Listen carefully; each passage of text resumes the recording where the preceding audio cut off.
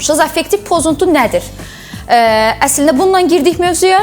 Şizoaffektiv pozuntu psixiatrik bir pozuntudur. Psixiatrik bir xəstəlikdir, ruhu xəstəlikdir. Yəni, psixiatriyada biz bildiyimiz kimi bir var nevrotik xəstəliklər qrupu, nevrozlar belə deyək. Bunlar hansı ki, panik atak, həyəcan təşviş pozuntusu, yəni anksiyete, tik pozuntusu, Tourette sindromu, dissosiativ konversiyon pozuntu, bunlar nevrotik pozuntular qrupudur. Biri də var ki, psixotik pozuntular qrupu. Bu zaman xəstəliyin kliniki gedişatı zamanı psixozlar müşahidə olunur. Yəni, bu ruhu xəstəlikdir. Yəni, burada sayıqlama ideyaları, paranoyalar, şübhələr, halüsinasiyalar, görmə və eşitmə halüsinasiyalar müşahidə olunursa, biz artıq bu xəstəliyə, belə deyək ki, psixozlar deyirik, psixotik pozuntular deyirik, yəni bunlar ruhu xəstəliklərdir. Bugün bəhs edəcəyimiz mövzuda şizoaffektiv pozuntuda ruhu xəstəlikdir. Amma biz həkim psixiatra müraciət edənə qədər şizoaffektiv pozuntu artıq belə deyək də o diaqnozdan ala bilmirik pasiyenti. Niyə? Gecikmiş mərhələdə müraciət etmiş olurlar. Günay xanım, şizoaffektiv pozuntu, burada bir 3 dairə çəkərdim mən.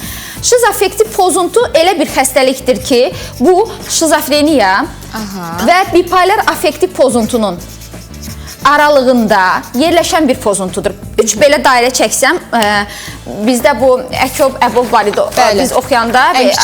Bəli, belə deyək, 3 dairə ilə izah etməyə çalışdım bunu. Bu şizoaffektiv pozuntudur ortada, bu şizofreniyadır. Bu birisi dairə, digər dairə bipolar affektiv pozuntudur. Şizoaffektiv pozuntu, şizofreniya məxsus olan, yəni hər ikisinin adı burada var. Görürsünüzmü? Şizo və affekt. Şizofreniya məxsus olan psixotik əlamətlər, psixoz əlamətləri olur. Bipolar affektiv pozuntuya məxsus olan affektiv əlamətlər olur. Maniya və depressiyanın fərqi nədir? Şizoaffektiv pozuntu şizofreniyaya oxşar olaraq bu xəstəliyin kliniki gedişatı zamanı daim olaraq psixoz müşahidə olunur, psixotik əlamətlər olur. Bu psixotik əlamətlər bipolar affektiv pozuntudan fərqli olaraq, burada da affekt var. Affekt nədir? Yəni, əhval-ruhiyyə pozuntusu var, maniya var, depressiya var. Biz öncəki efirdə, Günay xanım, keçən həftənin 29-u günü bipolar affektiv pozuntudan danışmışdıq. Bipolar affektiv pozuntuda da maniya və depressiya var. Şizoaffektiv pozuntuda olan maniya və depressiya var. Fərq nədir? Şizoaffektiv pozuntuda maniya və depressiya yaranana qədər psixoz müşahidə olunur 2 həftə müddətində. Yəni, pasiyent, örnək olaraq deyim, 2 həftədir artıq qulağına səslər gəlir, gözünə nələrsə görünür, sayıqlama ideyaları olur, şübhələr yaranır. 2 həftə bu psixotik əlamətlər müşahidə edildikdən sonra artıq böyük, nəyə görə böyük deyirəm? Böyük əhval-ruhiyyə pozuntusu olur. Yəni, böyük maniyanın özü və böyük major depressiyalar müşahidə olunur. Nəyə görə böyük dedim? Yəni, burada hipomaniya olmur, siklotimiyada olduğu kimi yüngül depressiv fon olmur. Hər bir şey aşırı dərəcədə olmuş olur. Şizoaffektiv pozuntunun qısası olaraq deyək ki, bu xəstəliyin kliniki gedişatı zamanı psixoz əlamətləri və affektiv, yəni əhval-ruhiyyə, ya depressiya, ya maniya olur. Doktor, şizofreniya ilə, yəni şizoaffektiv pozuntu da çox yaxın sərhəddə yerləşir, incə bir səth var orada. Fərqi nədir Günay xanım? Fərqi nədir? Bəli, fərqi odur ki, şizoaffektiv pozuntuda affekt fonu qabarıqdır, ya depressiya olur, ya maniya olur, yanaşı olaraq mütləq psixoz olmalıdır ki, biz şizoaffektiv pozuntu diaqnozu qoyaq. Şizofreniyada isə əhval-ruhiyyə pozuntusu, yəni depressiv fon xüsusən də bir o qədər qabarıq olmur. Şizofreniyada daim pasiyent psixotik əlamətlər müşahidə olunur. Müalicə, remisiya yoxdursa, yəni müalicə olunmayıbsa, daim psixozda olur şəxs. Maniya və depressiya görülməz demək olar ki, depressiya sağalan mərhələdə, remisiya keçdikdə artıq bəzən depressiv fon şizofreniya xəstədə görünür. Bipolar affektiv pozuntuda maniya və depressiya həmişə var ki, ya maniyadır, ya depressiyadadır pasiyent. Psixoz ya maniyada, ya depressiyada olur. Adi halda psixoz görmürük. Amma şizoaffektiv pozuntuda həmişə psixozdadır pasiyent. Ya maniya epizodu görürük, ya depressiya görürük. Yəni, ön planda olur bunlar daim olaraq. Həmişə psixozdadır pasiyent, həmişə ya maniyadadır, ya depressiyadadır. Mən buradan bir giriş edim. Şizoaffektiv pozuntuda psixotik əlamətlər, belə deyək ki, və affektiv əlamətlər olur. Psixotik əlamətlər, yəni psixozlar olur. Psixotik əlamətlər 2 böyük qrupa bölünür. Produktiv və biz buna deyirik produktiv və deyirik, belə deyək ki, defisitar. Produktiv nə deməkdir? Produktiv bizim, yəni heç vaxt bizdə olmayan əlamətlərin baş verməsidir. Produksiyadır, yaranır, müsbətdir, pozitiv əlamətlərdir. Bunlar hansılardır? Defisitarı da deyim, defisitar isə negativ, mənfi əlamətlərdir. Yəni bunlar bizdə olub, sonradan artıq funksiyaları zəifləyən əlamətlərdir. Yəni daha sonra görülmür. Yəni sönən əlamətlərdir Günay xanım. Produktiv nə deməkdir? Müsbət, produktiv və yaxud da buna biz belə deyək ki, pozitiv simptomlar deyirik. Bu şizofreniyada da olan simptomlardır. Nə olur pasiyentdə? Paranoyalar deyirik, şübhələr yaranmağa başlayır. Şizoaffektiv pozuntunun produktiv əlamətləri ilk növbədə paranoyalardır. Şəxs şübhələnir, şəxsdə sayıqlama ideyaları görülür. Məni güdürlər, məni izləyirlər, məni təqib edirlər. Mənə nəsə hiylə quracaqlar, məni tələyə salacaqlar. Mənə kameralar quraşdırıblar, məni izləyirlər. Buradan çıxacam, mənim arxamca kimsə, belə deyək ki, maşın göndərəcək, məni güdəcəklər. Və yaxud da ki, yan divarlardan, həmin bu monitorlardan olan kameralarda Güday xanım məni güdüb izləyirlər. Artıq məni təqib edirlər. Pasiyent oturur evdə televiziya qarşısında, biz danışırıq, ona elə gəlir ki, bizim danışdığımız və müzakirə etdiyimiz həmin bu müzakirə mövzu ona doğru yönəlikdir. Yəni birbaşa ona söyləyilir. Ona söylənilir, şəxsən onun barəsindədir. Pasiyent qidadan imtina edir, ona evdə elə gəlir ki, onun yaxın ailə üzvləri, qohumları, anası, bacısı onun yeməyinə, suyuna, çayına dərman qatıb onu zəhərləyəcəklər. Yəni hətta ailə üzvlərindən belə şübhələr olur. Onu öldürəcəklər, ona hiylə qururlar və yaxud da ki, onu hər hansısa bir belə qonşular bir-biri ilə çöldə pıçıldaşanda, söhbət eləyəndə ona elə gəlir ki, həmin şəxslər onun barəsində danışır. Doktor, onlar bu şübhələrini dilə gətirib kimlənsə bölüşə bilirlər, yoxsa sadəcə beyinlərində fırlanır bu fikirlər? Günay xanım, ilkin etapda bunlar dodaqaltı danışır, mızıldanır, əl-qol hərəkətləri edirlər, sanki nəyəsə müzakirə edirlər. Soruşduqda nə edirsən? Deyir, heç nə. Heç nə eləmirəm. Belə sakit dur. Yox, heç nə. Mən nə edim ki? Amma xəstəlik progressivləşdikcə bunların bu düşüncələri və fikirləri o qədər xronikləşir, dərinləşir ki, artıq bu, belə deyək ki, səsli forma alır. Səsli forma alır, başlayır. Burada artıq müəyyən bir etapda halüsinasiyalar başlayır. Halüsinasiyalar görmə, bizim 5 duyğu üzvümüz var.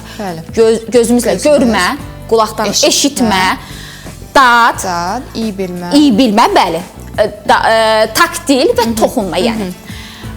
Ən çox bunlar arasında yayılan görmə halüsinasiyalarıdır və ya da eşitmə halüsinasiyaları. Ən çox bu ikisi yayılır. Sanki gözlərinə nəsə görünür. Pasiyentin gözünə nələrsə görünməyə başlayır. Bu gözə görünən məxluqlar insandımı, obyektimi, bu reallıqda əslində normal insanların gözünə görünməyən bir məxluqlardır. Və bəzən kino lenti kimi görünür. Sanki bu özünü belə həmin bu canlı lent qarşısında görmüş olur. Və sanki bir canlı kino izləyir. Bəzən şizofreniyada da həmin simptomlar olur. Xüsusən də ki, bu olur aneyroid forma şizofreniyada və şizoaffektiv pozuntuda müşahidə olunur. Həmçinin eşidir pasiyent. Pasiyent kosmosdan, yad planetdən və yaxud da ki, pasiyent xüsusən orqanlarından, başının içindən, ən çox pasiyentlərdə başının içindən və əlindən, ayağından, qabırğasından, daxili orqanlarından. Deyir, doktor, ürəyimdən gəlirsə, böyrəyimdən, qaraciyərindən səslər gəlir. O səslər, o sinxron danışır. Səslər ona bəzən əmr edir, göstərişlər verir. Get onu elə, bunu elə. Və yaxud da ki, sənə filan kəs pislik eləyir, onunla danışma. Başlayır evdə hamı ilə söz-söhbət yaratmağa, təhqir etməyə. O düşünür ki, onun barədə hər kəs pis düşüncədədir, negativ düşüncədədir. Bu səslərlə o başlayır danışmağa, dodaqaltı, mızıldanmağa başlayır. Soruşduqda bəzən səslər onun qulağında anlaşılır. Doktor, bəzən o ilkin etapda gətirəndə kəskin formada deyə bilirlər qulağına səs gəldiyini. Xronikləşdikcə artıq onu dilinə belə gətirmir. O səslərlə doğmalaşırlar sanki, xronikləşirlər. Və bundan başqa taktil, belə deyək də, toxunma olur. Pasiyentə elə gəlir ki, qarşısındakı adam ona toxunacaqdır, o adamla o cinsi əlaqəyə girəcəkdir və yaxud da ki, o adam ona toxunacaqdır, hər hansısa bir o adamın içində olan bu orqanları onun orqanına köçəcəkdir. Belə deyək ki, sayıqlamaya bənzər sayıqlama ideyaları müşahidə olunur. Fantaziyalar olur. Dadla bağlı olaraq dad təhrif oluna bilər. yeməyin dadı tam ağzında dadmaya bilər. Nəticə etibarilə həm onun belə deyək ki, paranoyalar fonunda, həm də dad halüsinasiyaları fonunda şəxs qidadan imtina edir. Aşırı dərəcədə bəzən şizoaffektiv pozuntulu, şizofreniyalı pasientlər müraciət etdikdə Günay xanım sürətlə ay ərzində 10 kilo, 15 kilo arıqlamış olur. Kaheksiya, anoreksiya müşahidə olunur. Və eyni zamanda iyi bilməsi pozulur. Daim burnuna pis qoxular gəlir, nəcis iyi gəlir, sidi iyi gəlir və yaxud da ki, pis qoxular gəlməyə başlayır. Yəni, olmayan ətrafda qoxular gəlməyə başlayır. Bu, produktiv əlamətlərdir. Şizoaffektiv pozuntuda bu əlamətlərdən başqa həmçinin şəxsin düşüncəsi dəyişir. Şəxs düşünərkən belə dəxlisiz fikirlər beyninə gəlir. Əlaqəsiz düşünür. Fikirlərin qırıqlığı olur. Fikirlər beynində o qədər cərəyan edir ki, bu fikirləri dilinə töküb nitqə aydın gətirə bilmir. Nitqin bəzən qırıqlığı, müfəssəllik olur. Söz ağzında yarımçıq qalır. Gözü baxır, fikri başqa yerdədir. O qulağına gələn səslər fonunda nitqini doğru düzgün icra edə bilmir. Bəzən nitq dayanır, donuq vəziyyət alır. Daha sonra nə olur? Davranış pozulur. Davranış pozuntusu fonunda katatoniya deyirik biz buna. Katatoniyanın da 2 forması var. Bu nədir doktor? Hansı əlamətlərdir? Bəli, davranışla bağlı pozuntulardır Günay xanım. Hiperaktiv və hipoaktiv. Hipoaktiv katatoniya zamanı şəxs, xüsusən katatonik şizofreniyada da olur, şizoaffektiv pozuntuda da donur, hərəkətsiz olur, donuq vəziyyətdə olur. Biz buna stupor vəziyyəti deyirik. Pasient tərpənə bilmir. Dayandığı pozda da bu formada dayanır. Heykəl kimi. Sanki donub. Bəli, başı belədirsə belə qalacaq, belədirsə belə qalacaq. Heykəl kimi donub qalır. Nitqi danışa bilmir, dinə bilmir, tormozlanmış vəziyyətdə olur. Və hiperaktivlik formasında isə şəxs aşırı dərəcədə hərəkətli olur. Bu hərəkətlik onun sosial, belə deyək, normalara uyğun gəlmir. Küçənin ortasında soyunacaq, dəxlisiz hərəkətlər eləyəcək, cinsiyyət orqanını çıxardacaq, biabırçı, belə deyək, kənar tərəfindən etik normalara riayət etməyəcəkdir, qeyri-etik davranışlar etmiş olacaqdır. Bu bizim sadaladığımız pozitiv, produktiv, yəni müsbət əlamətlərdir. Normada bu heç kəsdə olmur. Bu yalnız xəstəlik fonunda müşahidə olunur. İkinci qrup xəstəliklər isə sayıqlamalarda, daha doğrusu belə deyək də psixozlarda negativ, mənfi, defisit. Bayaq qeyd etdim Günay xanım, bu pozuntu əslində hər birimizdə olur, bu belə də normada. Normada hər birimiz əhval-ruhiyyəmiz olur, enerji olur. Bu pozuntu zamanı həmin bu belə deyək ki, simptomlarda ləngimə yaranır. Nə olur? Emosional kütlük yaranır. Şəxs küt vəziyyətdədir, key vəziyyətdədir, donuqdur. Kimsə rəhmətə getsin, bir bəd xəbər eşitsin, vecinə almayacaq, reaksiya verməyəcək. Küçənin ortasında kimsə yıxılıb, hansısa bir faciəvi bir hadisə baş versə, bir qəza, avariya baş versə, maşınla bağlı reaksiya verməyəcək, donuq vəziyyətdə olacaq.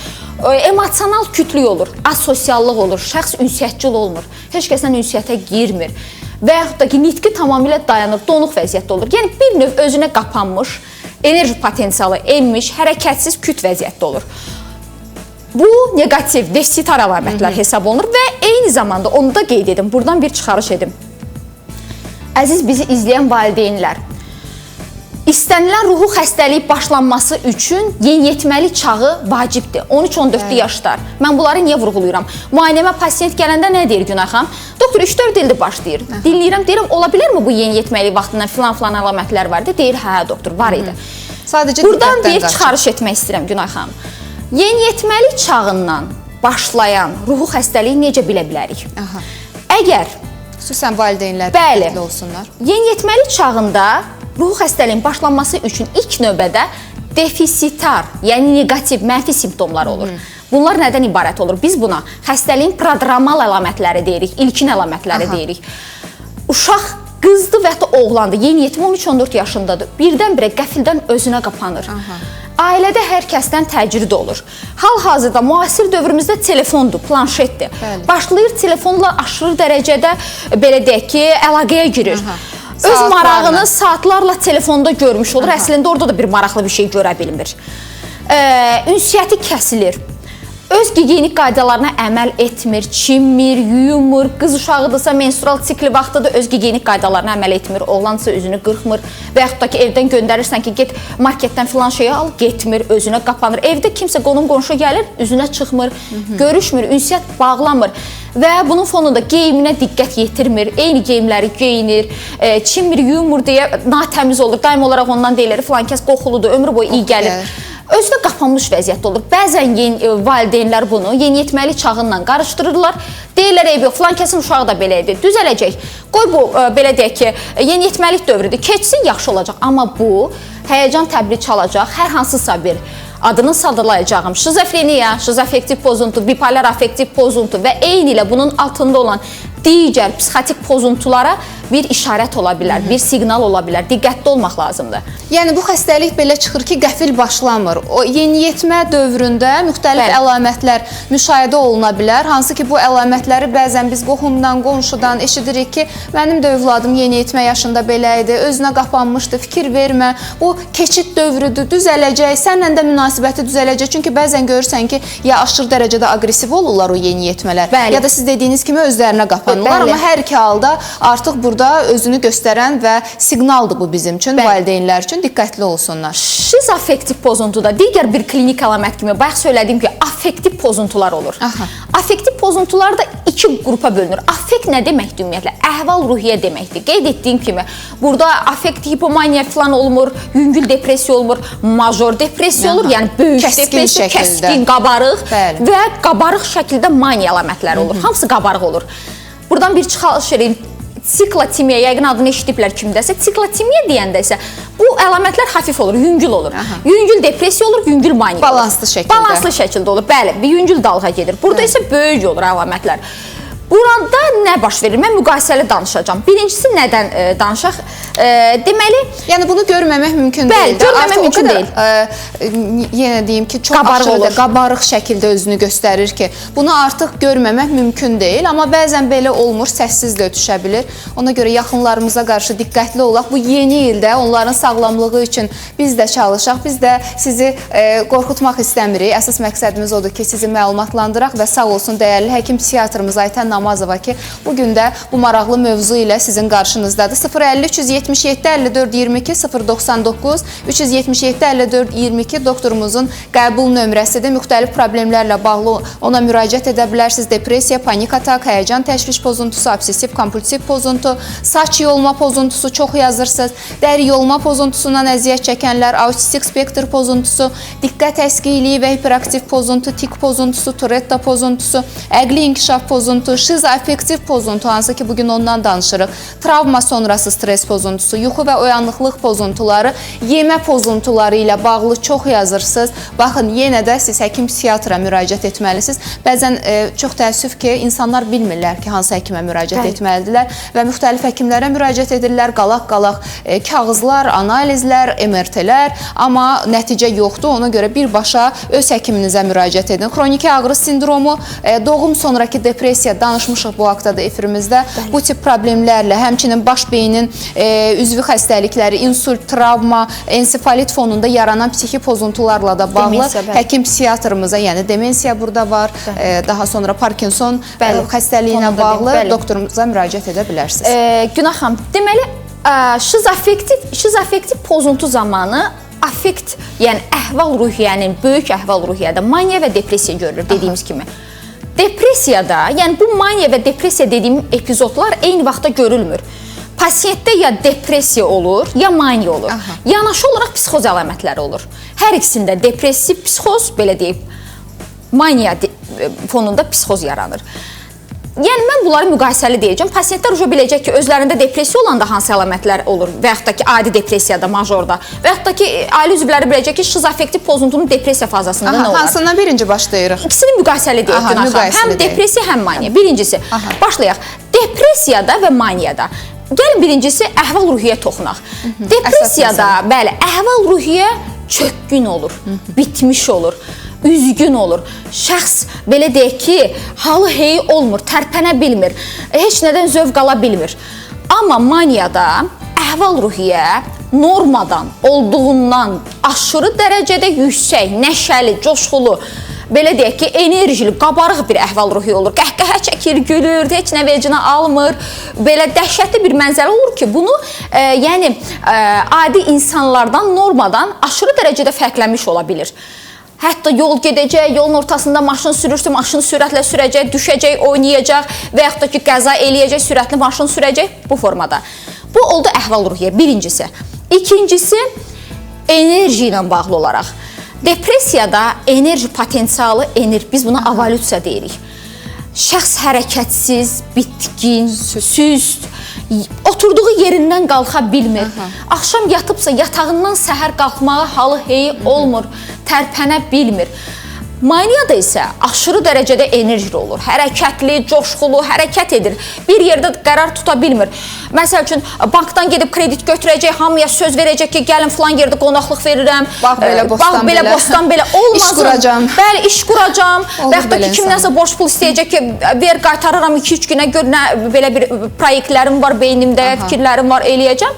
Bu maniyadadır. Daha sonra gəlir biz maraq dairəsi və zövq. Depressiyada şəxsdə maraq və zövq aşağı düşür. Şəxs heç nədən zövq ala bilmir. Biz buna anhedoniya deyirik. Şəxs yeməyin dadı tam ağzında dadmır, qaşığı götürüb ağzına yemək aparmağa halı heyi olmur. Geyimini belə dəyişmək istəmir, yatağından qalxmaq istəmir, çimib yuyunmaq istəmir. Əvvəllər işə gedirdi, zövq alırdı, işini işləyə bilirdi, indi artıq o işindən zövq ala bilmir. Eşq qalmayıb. Bəli, həyat eşqi sönmüş, bitkin vəziyyətdə olur. Maniyada isə o qədər maraq və zövq olur ki, ağla-əlvan geyinəcək, hərəkət aktivlik yüksək olacaq. Belə deyək də, qısa formada dünyanın vecinə almayacaq səviyyədə bir durum yaranacaqdır. Deməli, depressiya zamanı şəxsin qidalanması, xüsusən tipik depressiyada, yəni burada major depressiya müşahidə olunur ki, şəxs qidalana bilmir, yeməyin dadı tam ağzında dadmır, ağzını açıb belə qaşı ağzına apara bilmir. Bu qidalanmama fonunda o qədər arıqlayır, çəki itirir, kaheksiya olur.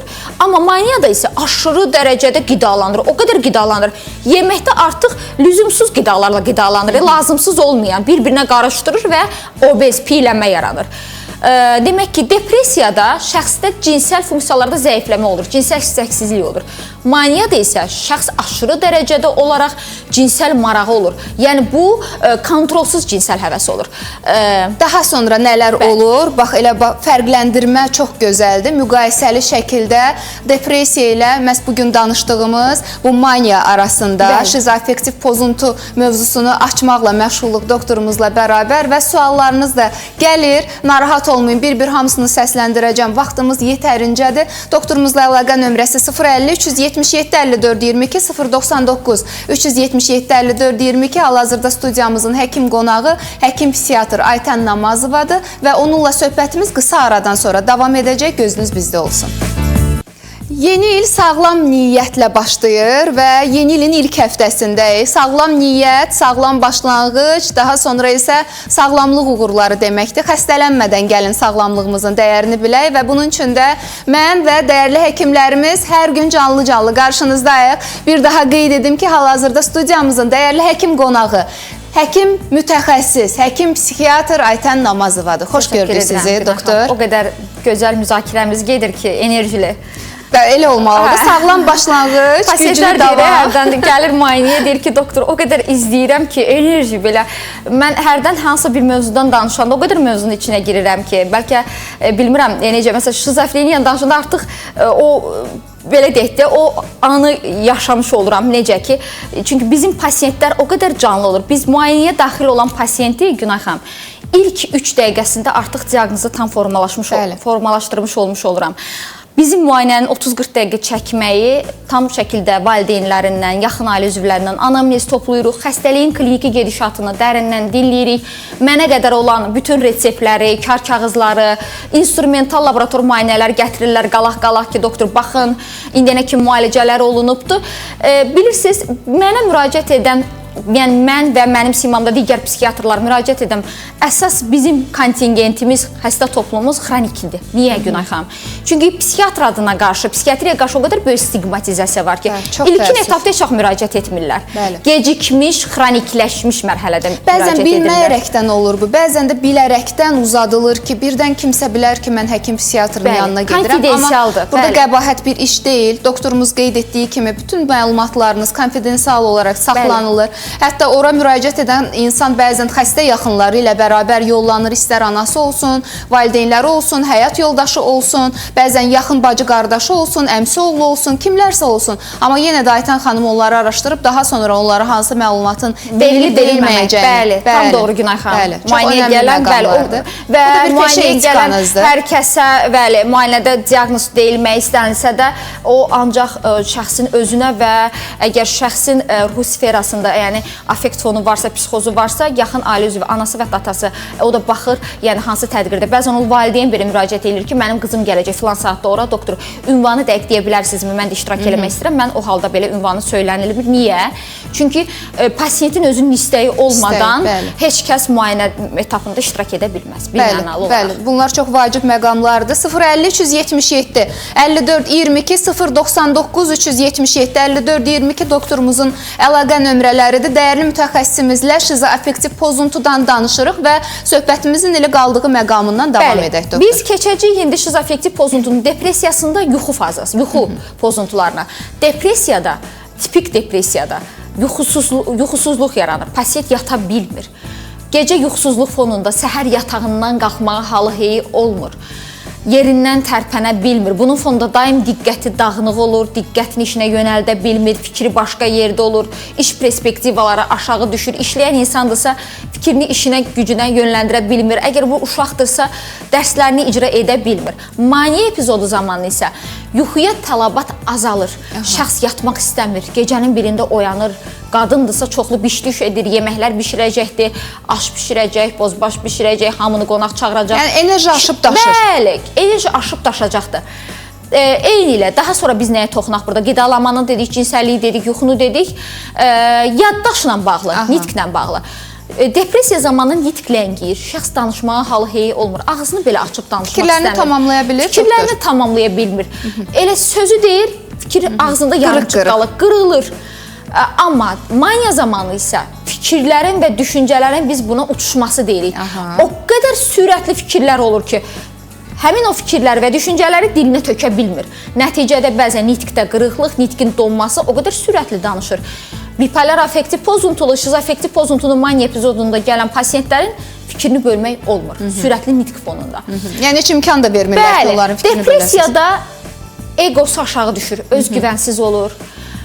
Heç nədən zövq ala bilmir, beyninə negativ düşüncələr gəlir, intihara dair cəhdlər, intihar düşüncələri olur. Maniyada isə daha çox ego yüksəkliyi olur. Aşırı dərəcədə ego yüksəkliyi olur ki, bu hansı ki, belə deyək ki, normativə uyğun gəlmir. Yəni. Mən buradan bir çıxarış edim. Ruhu xəstəliklər içərisində ən çox müalicədə xronikləşmiş və müalicəni uzun müddət gözlədiyimiz bipolar affektiv pozuntudur və şizoaffektiv pozuntu ki, uzun müddətdir. Yəni bu iki pozuntu. Bəli. Müalicəsində şizoaffektiv pozuntu bipolar affektiv pozuntuya nisbətən biraz ağır gedişdə olur. Şizofreniya nisbətən biraz yüngül olur. Üzgüldürücü nəticələr əldə etmiş oluruq. Şizoaffektiv pozuntu mən həkim psixiatra müraciət etdiyim praktik olaraq çox nadirən bu diaqnozu qoya bilirik Günay xanım. Çünki xəstəliyin 4-5 ilinə qədər pasiyentə şizoaffektiv pozuntu diaqnozu qoya bilirik, o da gəlib bizə yetişə bilmir psixiatra. İxtisaslı müxtəlif həkimlərdə müalicə olunur və yaxud da müalicə olunmamış evdə gizlədilmiş olur bu pasiyentlər ki, çıxarıq çölə bayra nə deyərlər.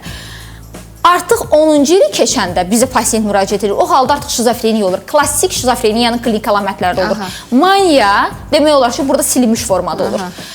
Klassik şizofreniya olur. Ona görə də ki, şizofreniya diaqnozu cəmiyyət arasında biz çox nadirən görə bilirik ki, şizoaffektiv diaqnozu eşitmişsiniz Günay xanım, çox nadirən. Ancaq şizofreniya qoyulur və çox nadir hallarda da bipolar affektiv pozuntu qoyula bilər, o da qoyulsa. Daha çox şizofreniya diaqnozu təyin edilmiş olur. Şizoaffektiv pozuntu müalicə olunur. Xroniki bir xəstəlik olsa da belə üzgüldürücü nəticə əldə edə bilirik, remisiya əldə edə bilirik. Xəstəliyin kliniki əlamətləri illər boyunca görülməyə bilər. Bəzən mənə sual verirlər, doktor, bu yenidən qayıda bilərmi? Deyirəm, qrip necə bir xəstəlikdir? İnfeksion xəstəlikdir də, vərəm necə bir xəstəlikdir? İnfeksion xəstəlikdir. Qayıtmaq ehtimalı var da, yəni. Bizim xəstəlik də o cürlə. Şəkərli diabetdir, zob xəstəlikləridir, ürək xəstəlikləridir ki, bu müəyyən bu tipli xəstəliklərlə bağlı insanlar daimi olaraq ömrünün axırına kimi dərman içirlər. Doktor, bəs bu diaqnozlu insanlar ailə qurub uşaq sahibi ola bilirlərmi? Bəli. Mən həmişə vurğulayıram. Mənim hətta pasiyentlərim də var, uşaqları məktəbə də gedir, uşaqları hamilədir hal-hazırda. Müalicəni də belə deyək ki, biz öz belə deyək ki, diqqətimizdə saxlayırıq. Mütəmadi belə deyək ki, danışıqlarımız olur. 6 aydan bir bəzən elə olduqda müayinəyə gətirmiş olurlar. Əgər klinik əlamətlər tamamilə silinmişsə, yəni nəyə gedir? Remisiya əldə etmişiksə, bu oğlan evlənə bilər, qızdırsa ailə həyatı qurub uşağa sahib ola bilər. Həkim psixiatrın nəzarəti altında müəyyən bir dərmanlarımız var, hətta psixoz dövründə belə verə bilirik, rahatlıqla hamiləlik dövründə belə təyin edə bilirik. Dölə, uşağa heç bir ziyanı olmadan dərman təyin edə bilirik. Burada da diqqətli olsunlar. Yəni həkimlə bir yerdə əlaqə saxlayaraq hamiləliyimizi başa çatdıra bilərik. A-dan Z-yə nə probleminiz varsa doktorumuza müraciət edə bilərsiniz. İstəyirəm keçim suallara. Bir valideyn yazır qızı ilə bağlı, 19 yaşlı qızımda deyir, halüsinasiyalar var, amma davamlı olaraq olmur. Bir ay olur, biraz fasilə verir, yenidən başlayır. Yəni bu danışdığımız şizoafektiv pozuntuya aid ola bilərmi? Günah xanım, orada belə bir şey ola bilməz. Gözünə nələrsə görülür. Halüsinasiya gözünə görülənlər gah olub, gah olmasın deyə bir şey yoxdur. Bir ay olub olmasın. Ola bilər ki, ya müalicə olunur. Müalicə olunmursa da niyə silinə bilər o əlamətlər bir aydan bir? Qız uşağıdırsa, 19 yaşındadırsa, menstrual sikl dövrü, aybaşı siklində bu əlamətlər daha şiddətlənir. Qabarıq formada olur. Ümumiyyətlə bizim xəstəliklər qadınlarda hamiləlik dönəmində belə deyək ki, coşqulu vəziyyət alır. Bir də menstrual sikl dövründə coşqulu vəziyyət alır. Amma bir ay var, bir ay yoxdur demək deyil. Sadəcə onu müşahidə etsə, klinik olaraq görə bilsək, daimi olaraqdır. Sadəcə ananın gözündən qaça bilir və yaxud da ki, uşaq övladda xronikləşir, ifadə etmir onları. Yəni, həkim psixiatra birbaşa müraciət etməlisiniz. 050-377-54-22. Doktor, bir sualda oxuyacağım, vaxtımız məhduddur. Deyir, mənim 43 yaşım var, uşaqlarıma qarşı çox sərtəm, çox hirslənirəm, onların bəyəndiyi heç nəyi mən bəyənmirəm, psixoloji yardım da almışam. İndi doktorumuzun dedikləri bəzi şeylər, bəzi əlamətlər məndə də var. Şizoafektiv pozuntu ola bilərmi? Xanım özünü salamlayıram, özünü ifadə etdi. Yəni bu şəkildə fikrini ifadə edən bir insan ruhu xəstə ola bilməz birinci növbədə. Burada nevrotik pozuntudan söhbət gedir və yaxud da altda yatan hansısa bir depressiv epizoddur, başlayıbdır. Əgər indiyənə kimi xronikləşib müalicə olunmayıbsa, tam müalicə olunub sağalan bir xəstəlikdir. Belə bir şey, yəni depressiyadırsa, ilkin epizoddadırsa 6-8 aya tamamilə sağalır. Birinci aydan artıq belə deyək də, adətən qadınlara deyirəm, çiçək kimi qız olacaqsan. Təbii ki, sayənizdə, sizin o bilgilərinizin sayəsində və doktorumuzun gənc görünməsinə baxmayaraq, artıq uzun illərini məhz psixiatriyaya həsr etmiş bir mütəxəssisimizdir, dəyərli bir həkimimizdir. Mən çox sevinirəm ki, o da bizimlə bərabər bu yolda yürüyür. Nə yaxşı ki, varsınız, dəyərli doktorumuz. Aysən Namazova, dəyərli həkim psixiatrımız bizlə bərabər idi. Bir daha sizə təşəkkür edirəm gəlişiniz üçün. Mən sizə təşəkkür edirəm. Ruhu sağlamlıq arzulayıram hər bir bizi izləyən, narahatçılığı olan şəxslərə və buradan da bütün pasiyentləri, bütün izləyənləri salamlayıram. Diqqətləri üçün çox sağ olsunlar. Sizə də öz dərin təşəkkürümü bildirirəm ki, bu şəraiti bizə yaradırsınız. Biz cəmiyyətimiz həm maariflənir, həm bu barədə sizinlə çox intellektual səviyyədə Günay xanım özü çox belə izləyirlər, sizi bəyənirlər. Müzakirələrimiz olur. Mən sizə təşəkkür edirəm. Dəyərli doktorum, minnətdarım. Pasiyentlərinin dediyini də mənə çatdırır hər zaman doktorumuz. Çox sevirəm sizi və elə pasiyentlərinizi də və istənilən xəstəlik, bayaq da qeyd etdiyim kimi, adı nə olursa olsun, dəyərli həkimimizin əlində inanın ki, çox qısa müddətdə müalicə olunacaq. Bəzən sizə onu söyləyə bilərlər, illərlə əldə edəcəyiniz nəticəni siz doktorumuzun müalicəsi ilə bir müddətə, yəni çox qısa müddətə əldə edə bilərsiniz və sizinlə bugün sağlam başlanğıc etdik verilişimizə və yeni ilimizə.